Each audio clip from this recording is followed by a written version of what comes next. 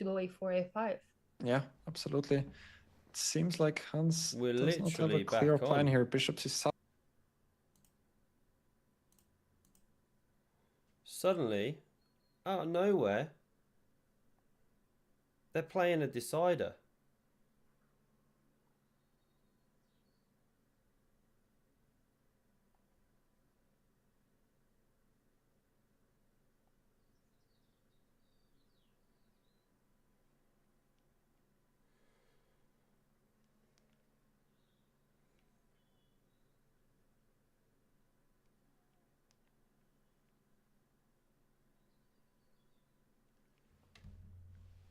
Can you believe it?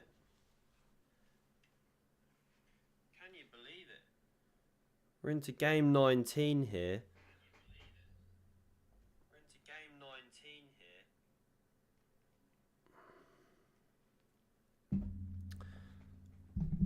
here. Literally just jumped off the stream thinking that's all she wrote.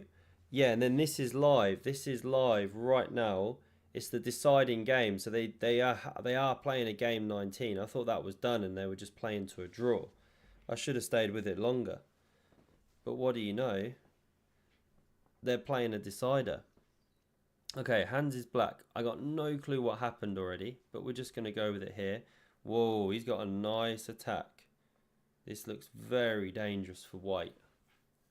Really dangerous. Okay, that has to be losing. Rook takes on d4? No? Oh, okay, you were threatening to check with the king and win the queen. Makes sense. Now, do you take with the pawn? c5's come in to win your bishop. Whoa, this is hard to calculate.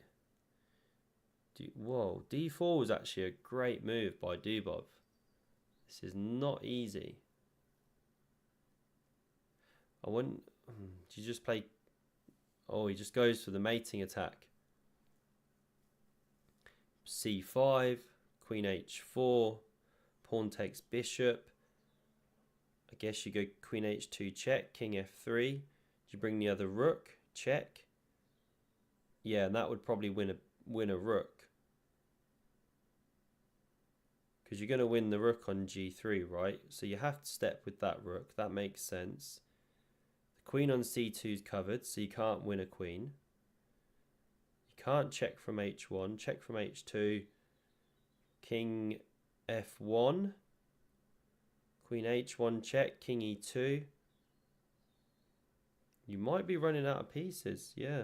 So I think that's a good move. Takes with check. This is absolutely nuts. Possibly you could push the A pawn now to use the B pawn as an umbrella. King c3. Ah, resigns. Hans Niemann takes it. I want to know the format. Right now, arbiter is there. Is he gonna set the clock? Are the players Yeah, he's moving? resetting the clock, so I think we have another game. Another At game. least another game. Yeah, so Another game. Dubov is sitting down. I guess he wants to continue the match. But he has to win now with black pieces to come back. Okay, so another game. We love that. I wonder what the we love format a chess is then. spectacle that never ends. This is what we're here for. This match has been so amazing so far. Yeah. But I think Dubov is very upset with himself. He was leading the match for 2 points and then lost on time in quite a few games, messed up some winning positions, and now he's almost losing the match, Felix. Yeah, it's such a bad turn of events for him. Also, the last game they were supposed to play, he had a probably winning rook endgame. He was so confident looking that he was about to win the game, but then Hans miraculously saved it. All right, I'm going to mute those guys. I wonder if you have to win 2 games in a row then. All right, we've got ourselves, what do they call this one? Rossalimo? Goes for the old Maroxy bind. Gets the knight out.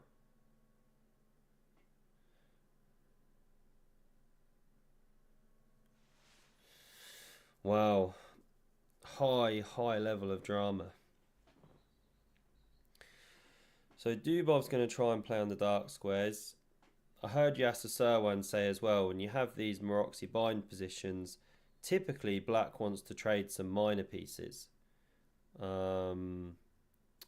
Vanquish the kind of white attacking chances, and then, you know, create pressure on the white centre, maybe the C pawn, but I don't know. Sometimes black's looking for B5 or D5 if the opportunity presents. We assume the rook's going to fianchetto to B7, obviously. I would like Magnus to play a titled Tuesday where he just puts the rooks on B7 and G7, or just one of them. I reckon he could have quite a few wins doing that.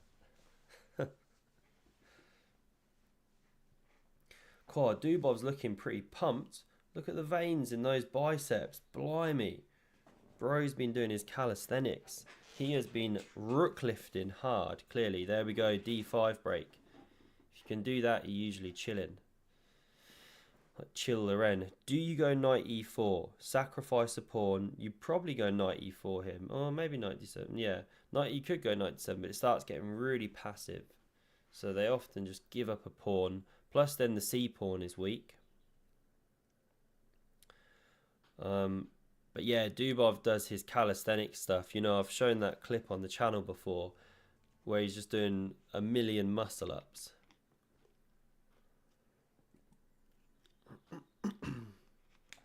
And now, suddenly, I prefer black.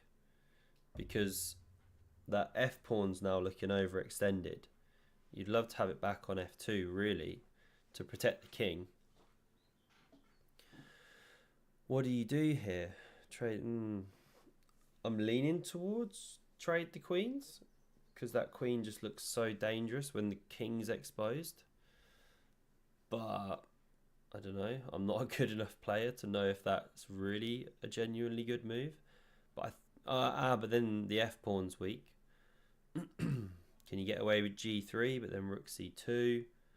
Yeah. Don't know. It's tricky. But yeah, I think I'd have traded. Now, how does black intensify the pressure? You want to, of course, rotate the knight to E7. So the bishop needs to come somewhere, C5, but then you block the C file. So possibly bishop B4, or bounce it round to D8 to B6 or something. And then you want that knight on E7. I guess you check. No, it does go bishop B4, doesn't block the C file. Hits the rook, makes sense. And now Hans has got to try and weather the storm. Oh, nice rook lift. And if you go bishop A5, there's pawn B4. Very good move.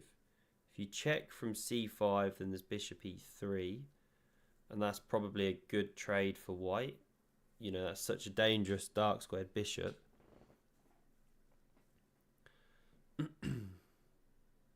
Bishop E3 surely is the move.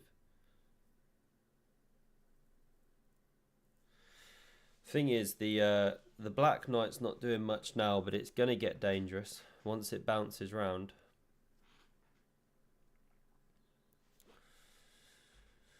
Sorry, far too much serious chess chat. Not enough mushrooms. Yeah, I jumped back on this stream because I literally was about to turn it off and go and have my dinner. Lovely bit of salmon. But the fish is going to have to wait, I'm afraid. Because then I saw they were playing these deciders. And yeah, thought I'd just jump on to finish it off. So they just played one game, game number 19. Hans won with black. Didn't see much of the game, but he just had this brilliant attack, sacrificed the bishop. Looks like he's consolidating here, to be honest. Didn't go king e3 because you run into knight d5 check, I guess. King d3, knight b4. a3, stopping some knight jumps. King d3 is on the way. For the first time, Hans is probably breathing a sigh of relief here because he can actually start to get his pieces out. He's unraveled.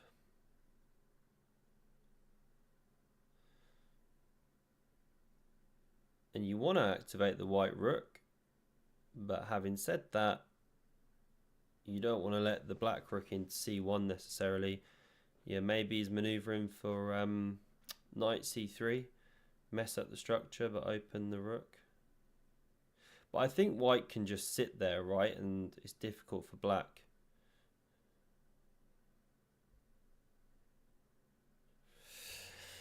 So for anyone just jumping on, we're watching Niemann versus Dubov. They played 18 blitz games, couldn't be separated. Now they've gone to tie breaks. Don't know the tiebreak format, but they played one already. Hands won. Yeah, this is where black's got the long-term pressure though. You know, you can play the stinky pawn f6. If takes, you get two nice connected ones. Ooh, nice move. Trying to weaken the f4 pawn. Okay, rook c8, preparing to use that h file. What I really like about that is the knight covers c7. Oh, Hans is hesitating.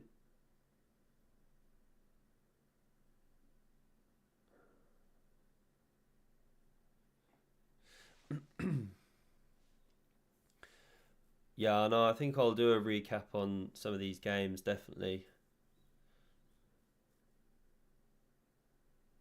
That was strange. So he... Oh, knight f4 check is a threat. The pawn is pinned. So Hans steps up. Okay, he's trying to swap b pawn for a pawn. I like how Dubov's playing this, piling the pressure. Should you go a5? Because then you can go b4. I mean, that knight on d5 is just amazing. Absolute monster. No, I haven't got the eval bar, I'm afraid. I can't comment on Hans's faces.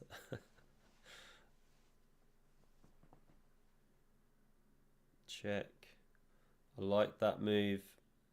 It sort of gets out of the way of knight jumps. When the rook was on a6, there were jumps with the knight that could hit it. Check, check.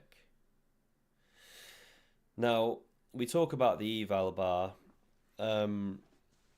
This is surely just a draw when you run it with an engine.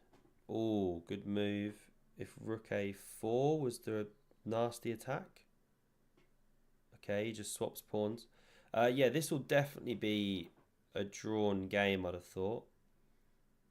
Can you go f5 now?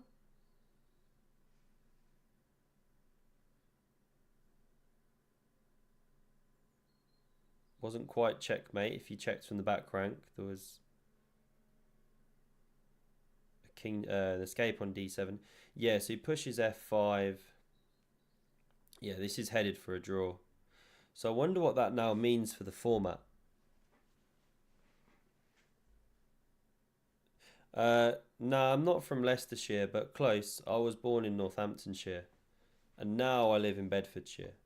So yeah, quite close. Midlands, South Midlands, East Midlands, but south of it.